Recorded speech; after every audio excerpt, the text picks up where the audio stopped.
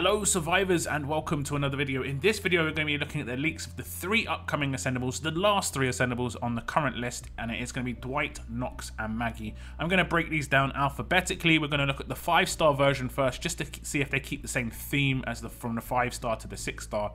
So first up we have Dwight. He is a damage dealer as a 5-star as his role, and his adrenaline rush is 45 AP, deal 400% damage and minus 70% attack for 3 turns to a line of enemies. All tough teammates get 30% attack and 30% HP. As a 6-star, he keeps exactly the same sort of role. Everything seems to be the same. He gets a little bit of a boost here and there, so we'll go through it. His damage actually gets boosted as now his highest stat. He has nearly 2k damage, 1964, and his HP and defense are around the same levels in the 1400s. Now, I don't mind that actually. As a damage dealer, having fairly balanced defensive stats is actually pretty nice. However, his rush is still pretty fast, which is kind of nice. It is deal 425% damage at 44 AP to a line of enemies. Those enemies get minus 70% attack and 75% heal reduction for 3 turns. The leader skill has been boosted, kind of how we see most leader skills go from 5-star to 6-star. Those 30% stats are getting boosted up to 40% stats. It's exactly the same. All ranged teammates get 40% attack and 40% HP. Now, with the rush, it isn't amazing in terms of the bit that's been added, the 75% heal reduction. Obviously, if it was 100% heal reduction, that would be a revive block for 3 turns, because 100% heal reduction makes it so no one can be revived. 75% heal reduction doesn't block revives, but it will reduce the amount of incoming HP that someone receives after they're revived if it's involved in that rush at the same time. Other characters, so on and so forth, whoever's got this debuff will have reduced incoming HP or reduced healing. So if someone was due to get an 1000 heal, they'd now get a 250 heal. If someone was dead and had heal reduction on them, they'd get revived by a revive, and then if they were to get healed for 1000 as well, they'd instead get healed for 250. So it's probably a little bit easier, or it's definitely a little bit easier to take characters down after they've been revived, because they're going to have less HP. So that's pretty much the only bonus from this. I think it was a kind of a missed opportunity, because I don't think 100% heal reduction is that powerful. If you would have made this 100% heal reduction, it would have just been a 3-turn decap, basically a lesser version of Tyrese, and it would have been kind of what free-to-play needs right now. And I don't think 100% heal reduction is too overpowered in that sense. Now, being a 6-star, obviously Dwight has an active skill, and it is a very rare active skill, especially within ranged characters. It is active stun, which is really nice. Obviously, I think a lot of people run stun resist, so it isn't as great now as perhaps it could have been without mods. But it is still a rare one. And active on attack, I think this is a more attacking character as well, in terms of you're going to be able to control a character. Shields generally will have stun resist anyway, so it's going to be hard. But if you run this character as your leader, or you run this character as a side character, and you have Sadiq, you're going to have 2 chances of being able to disrupt someone's shield character, which is really, really important. So in terms of going from a 5-star to a 6-star, I think the transition has actually been pretty good with Dwight. He's kept a lot of his theme. Obviously, I would have preferred him get a specialist skill, but I don't mind that he's kept pretty much the same leader skill. I don't think the leader skill is obviously that great. It's basically the Mirabelle one we've had for a very long time. I'd still say Mirabelle is a very good leader just because she has recover stun, which cannot obviously be resisted. There's no downside to that. The active on Dwight is nice, and it's nice that basically we've got the opportunity to get an active stun. The attack down is going to be kind of underrated, but most defense teams don't actually attack. They defend. You know, they don't stack attack. They're generally going to be just timeout teams nowadays. So I don't think this really feeds into the raid meta too much, but things could change in the future. He has a very fast rush, so he's going to be viable for quite a reasonable amount of time as well. Next up, we have Knox. Of course, we're going to look at the 5-star again. And as a 5-star, he's seen as a damage dealer, and he has a rush that is 56 AP, deal 475% damage and 425 bleed damage for 1 turn to a line of enemies. He has a specialist skill, which is Neutralize, which is, in my opinion, one of the top 5 specialist skills. I really like Neutralize. You can control. Obviously, it is a 1-turn impair, so it can be resisted. But not a lot of people run impair resist, if I'm honest. I don't see it too often. Most people run stun resist and then heavy stats on their defensive characters. So you can generally get away with neutralizing somebody. As a 6-star, just like Dwight, he keeps pretty much the majority of his gameplay. He has 1,974 attack, 1,354 defense, and 1,561 HP. So he is very much a damage dealer still. The role is classified as damage as well. And as we look across to the rush, is a 76 AP, and it deals 425% damage and 460 bleed damage for 2 turns to a line of enemies. So everything's the same on this rush, except the bleed has been buffed up to 460, and it now lasts for 2 turns. So this character's synergy would be great with a Lacerator character. Obviously, being a 2-turn bleed means it's going to be much more effective. 1-turn bleeds are not great, but this is obviously, I think this is more of an attacking character again. Being able to control this neutralize specialist skill is going to be really important. You're going to be able to just neutralize characters at will, which is great. Now his active skill is bleed. I don't know too much if this is going to be too great. It's mainly, I think, if you have a Lacerator character, it could be quite useful. But otherwise, I'd probably not raise this at all. Like I said, he is going to be more of an attacking character, but you can give him a bit of defense, and the fact that he's got neutralize and a fairly decent rush, because he's going to be doing a lot of damage, and then he's going to be doing nearly 1,000 damage on top of that with the bleed, regardless of if you've got a Lacerator or not.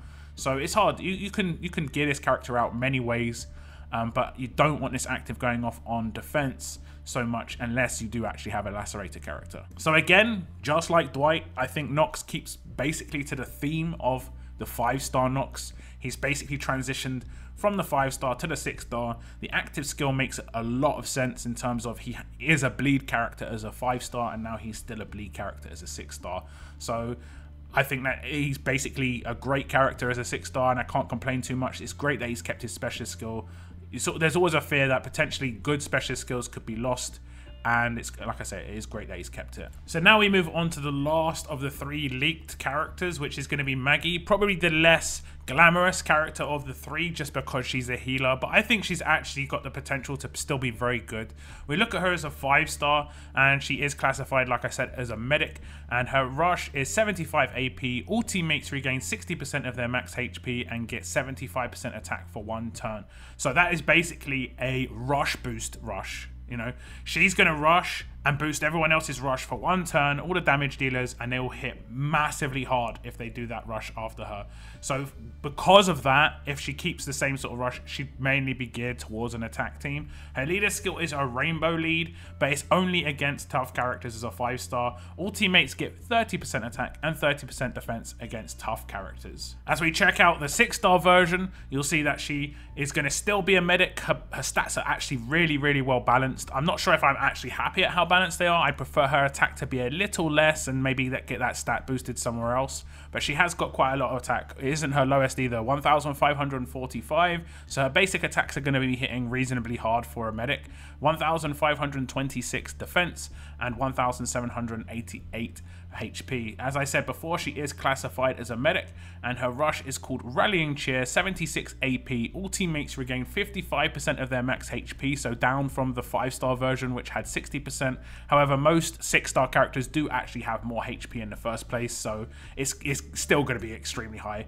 Get 75% attack for 1 turn, so that remains. So she's still going to be that boosting, like, rush damage dealer. So if she does her rush first again, and then Tyrese does a line damage, that line should generally get decapitated.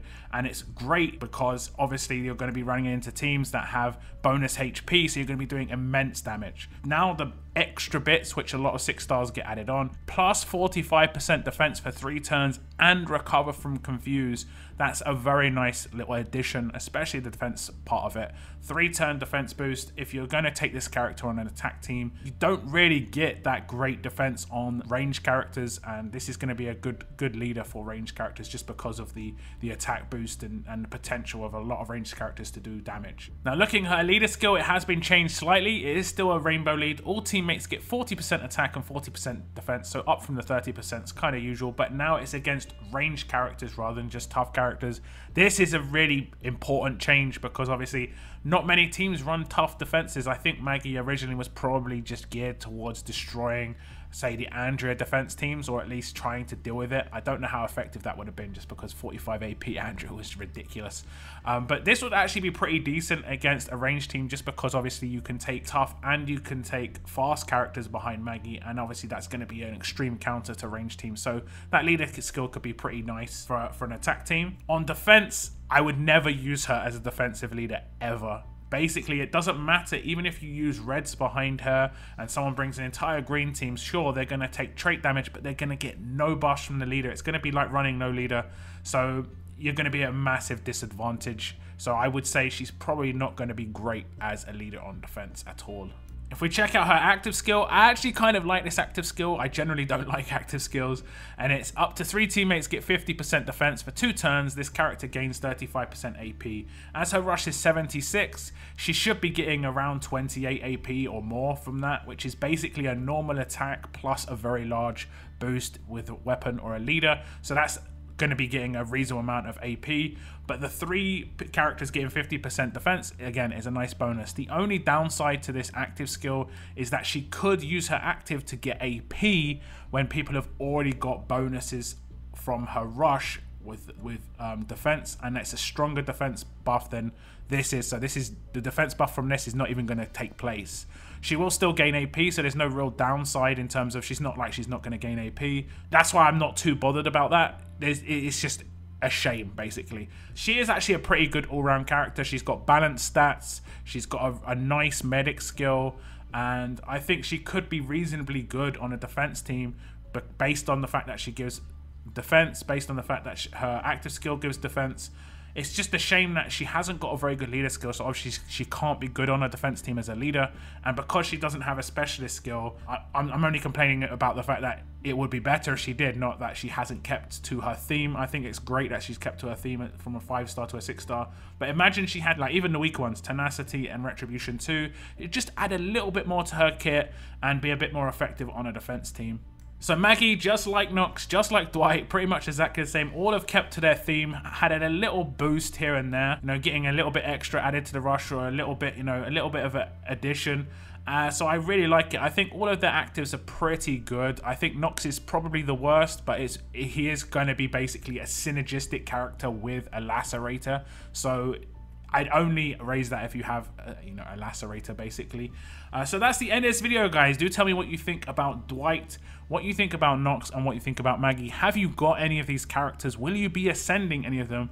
And if you don't have a character, or you don't have any of these characters, which one do you like the most? Which one do you want to get your hands on?